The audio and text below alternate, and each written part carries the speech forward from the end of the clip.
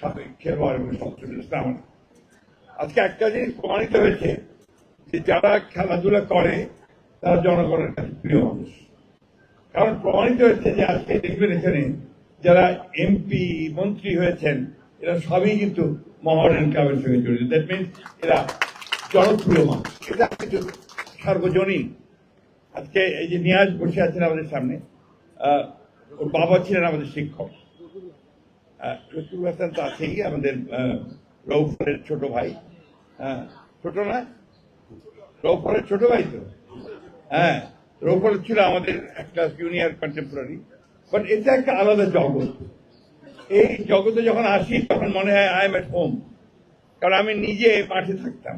অবশ্য আমি একেবারে মহাবর্ষণের মানুষ, আপনাদের মতো এই ঢাকা মহানগরের মানুষ ছিলাম না। নান্নু সাহেবের খেলা দেখে খুব ভালো লাগতো। মনে হতো যে সত্যিকার অর্থেই নান্নু একটু ভালো খেলছে, ক্রিকেটের সঙ্গে বেশি জড়িত ছিলাম। একসময় ক্রিকেট কন্ট্রোল বোর্ডের মেম্বারও ছিলাম। কথা বাড়াতে চাই না, আমি শুধু বলতে চাই যে আমরা আজকে অত্যন্ত সৌভাগ্যবান যে আজকে আমাদের প্রধানমন্ত্রী যারা তারেক রহমান, তিনি বাংলাদেশে নামার সঙ্গে সঙ্গেই একটা কথা বলেছিলেন লোককলা মঞ্চের সামনে যে আই হ্যাভ এ প্ল্যান। এই প্ল্যানটি তিনি কার্যকর করা শুরু করেছেন। এবং গতকাল এখানে আমিনুল আছে, আমি আমিনুলকে অবশ্যই একটা ধন্যবাদ কৃতজ্ঞতা জানাতে চাই যে সত্যিকার অর্থেই সে খুব ভালো কাজ শুরু করেছে। আমি খুব আশাবাদী যে তার নেতৃত্বে ক্রীড়াঙ্গন অনেক দূর এগিয়ে যাবে। তারেক রহমান সাহেব এই খেলাটাকে তিনি একেবারে গ্রামের মধ্যে মানুষের মধ্যে নিয়ে যাওয়ার জন্য কাজ শুরু করেছেন।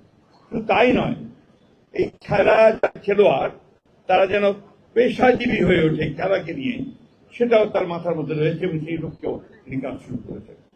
কালকে ভাতা দেওয়া হয়েছে বা সম্মান করা হয়েছে, এটা বড় কথা না।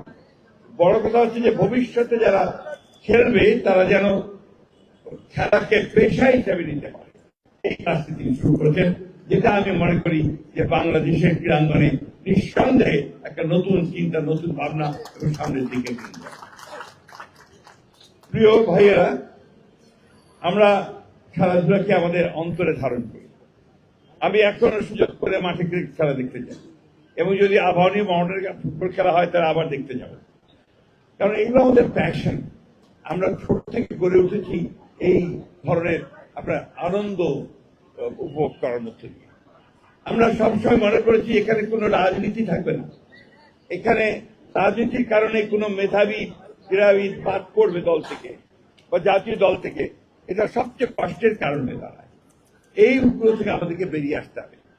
আমাদের অত্যন্ত তরুণ ক্রীড়ামন্ত্রী, যিনি নিজে অত্যন্ত একজন দক্ষ, যোগ্য এবং বরেণ্য ছিলেন, জাতিকে প্রতিনিধিত্ব করেছেন, তাকে অনুরোধ করব যে এই বিষয়টার দিকে লক্ষ্য রেখে রাজনীতিকে মুক্ত করে ক্রীড়াঙ্গনকে যদি আমরা সামনে নিতে পারি নিশ্চয়ই আমরা সফল হব। আর আমাদের বর্তমান প্রধানমন্ত্রী জনাব তারেক রহমান সেটাই চান, সেটাই তিনি কালকে বলেছেন। আমি বক্তব্য দীর্ঘ করবো না, এখানে অনেকে আছেন যারা কষ্ট পাচ্ছেন। আমি নিজেকে সৌভাগ্যবান মনে করছি যে এই ক্লাব একেবারে সেই ব্রিটিশ পিরিয়ড থেকে এই ক্লাব চলছে, 90 বছর বলেছে একজন, সেই ক্লাবের একজন সমর্থক হিসেবে আপনাদের সামনে এসে আমি দুটো কথা বলতে পারছি, এটা আমার চরম সৌভাগ্য। আমরা একটা অন্ধকার থেকে বেরিয়ে এসেছি, একটা অন্ধকার সময় থেকে বেরিয়ে এসেছি, যে কথা নিয়াজ মুর্শেদ বলছিল। আমরা এটা নট ওটাকে আর মনে না করি। আসুন আমরা নতুন স্বপ্ন দেখি, নতুন আলো দেখি এবং নতুন সূর্যের মধ্য দিয়ে আমরা ক্রীড়াঙ্গনকে নতুন করে সাজিয়ে নিই। সেটাই হোক আমাদের একমাত্র লক্ষ্য। মোহামেডান ক্লাব অনেক ভালো করবে। মোহামেডান ক্লাবের মধ্যে যারা এসছেন তারা বেশিরভাগই তরুণ, এবং আমি মনে করি তাদের নেতৃত্বে মোহামেডান ক্লাব সামনের দিকে এগিয়ে যাবে।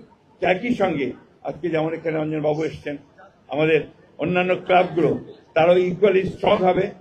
খেলার মাঠে আমরা প্রতিযোগিতা দেখতে চাই, সুস্থ প্রতিযোগিতা দেখতে পাই। আমরা ওই দৃশ্য দেখতে চাই যে মোহামেডান ক্লাব আর আবাহনী খেলা ন্যাশনাল ফুটবল স্টেডিয়ামে হচ্ছে, আর বাইরে মারামারি করছি আমরা, ঠিক না? এই দেশটা আবার আপনাদেরকে সকলকে অশেষ ধন্যবাদ, আমাদেরকে আমন্ত্রণ জানানোর জন্য আমাকে বিশেষ করে ধন্যবাদ আপনাদের সকলকে।